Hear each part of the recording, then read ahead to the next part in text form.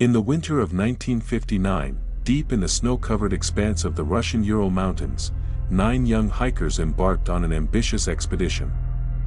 Their destination was Otorten Mountain, a remote and unforgiving peak known among locals for its treacherous conditions. The group, composed mostly of university students from the Ural Polytechnical Institute, was led by 23-year-old Igor Dyatlov, an experienced and respected hiker. These were not novices, each was highly skilled, with previous expeditions to their name, determined to achieve the coveted Grade 3 hiking certification, the highest recognition for Soviet mountaineers at the time. They set off from the settlement of Vizhay on January 27, carrying with them not just heavy packs and skis, but dreams of adventure, youthful exuberance, and meticulous plans for every step of the journey. Diaries and photographs later recovered would capture moments of camaraderie, the group laughing, singing folk songs, and braving the brutal winds that swept across the endless white of the Urals. Each snapshot preserved a sense of hope and vitality that now stands in stark contrast to what would follow. As they pushed deeper into the mountains, the weather began to turn. Winds gusted at speeds that could knock a grown man off his feet. Snow fell relentlessly, blanketing the landscape in an oppressive silence. Navigation became difficult, and on February 1, the team veered off course, ultimately deciding to set up camp on the slopes of Kholat Syakhl, a mountain whose name in the indigenous Mansi language translates ominously to Mountain of the Dead. To this day, one of the lingering questions remains: why did they choose such an exposed, dangerous spot instead of descending into the relative safety of a forested valley? When the group failed to return by their expected date of February 12, families began to worry.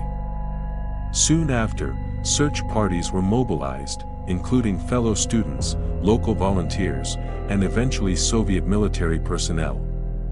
On February 26, rescuers made a grim discovery: the hiker's tent, partially collapsed and eerily silent, was found on the mountainside. The tent had been slashed open from the inside, as if its occupants had frantically clawed their way out into the howling storm. Their boots, jackets, and essential gear were still neatly arranged inside. But the hikers themselves were nowhere to be seen. Bare footprints, some in socks, others completely barefoot, led down the slope toward a dark forest below. Investigators followed these desperate tracks to the edge of the tree line, where they found the first 2 bodies, Yuri Krivonischenko and Yuri Doroshenko, lying near the remains of a small fire. They were dressed only in underwear despite temperatures plummeting to -30°C. The branches above them were broken up to 5 meters high, suggesting a frantic attempt to climb or perhaps signal for help. A little closer to the tent, 3 more bodies were found: Igor Dyatlov himself, Zina Kolmogorova, and Rustam Slobodin. They appeared to have perished while trying to crawl back up the slope toward their camp. Autopsies would later show Slobodin had a fractured skull, but not fatal enough to explain his death. Instead, the primary cause for these 5 appeared to be hypothermia. It was not until May, after the snow began to melt, that rescuers discovered the remaining 4 hikers in a ravine deeper in the forest. These bodies revealed far more puzzling injuries. Nikolai Thibault-Brignol had a massive skull fracture, Semyon Zolotaryov and Alexander Kolevatov suffered severe chest trauma, with broken ribs and internal bleeding. Ludmila Dubinina's injuries were the most shocking: her eyes, tongue, and part of her lips were missing.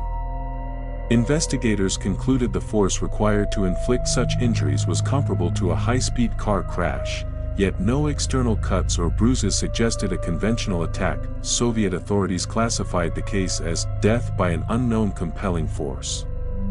But what exactly was this force? Over the decades, theories have multiplied. Some experts believe an avalanche, or more specifically a slab avalanche, could have terrified the hikers into fleeing. Yet the slope's angle and lack of typical avalanche debris challenged that explanation for many years. Another theory involves infrasound, a meteorological phenomenon where wind passing over the mountain's unique topography could generate low-frequency vibrations. These vibrations, inaudible but physically felt, may induce intense feelings of panic, disorientation, and even hallucinations, driving the hikers into irrational flight. Meanwhile, some proposed secret Soviet military tests or parachute mines detonating nearby, which could account for the blunt force trauma and traces of radiation found on some of the hikers' clothing. Conspiracy theorists, seizing on the Cold War context, pointed fingers at covert government operations, radioactive weapons, and unexplained orbs of light reported by other hikers in the area. Adding fuel to the fire, the final frame from one of the group's recovered cameras appeared to show a blurry burst of light in the night sky. This single, enigmatic photograph has inspired speculation about everything from missile tests to UFO encounters. Some have argued the Mansi people, indigenous to the region, might have attacked the group, but no evidence of human violence or tracks supported that theory, and the Mansi themselves cooperated fully with investigators. In 2019, after decades of rumors and renewed public interest, Russian authorities reopened the case. Their official conclusion favored the slab avalanche theory, suggesting a small, localized shift of snow compressed the tent and forced the hikers to cut their way out in panic. Yet this explanation left many unsatisfied, including relatives of the victims and experts who point out that the injuries and sequence of events don't perfectly align with a simple avalanche scenario. Today, Dyatlov Pass remains a somber memorial to 9 young souls lost to the wilderness. A monument stands near the site, where visitors leave flowers and ponder the fate of the hikers.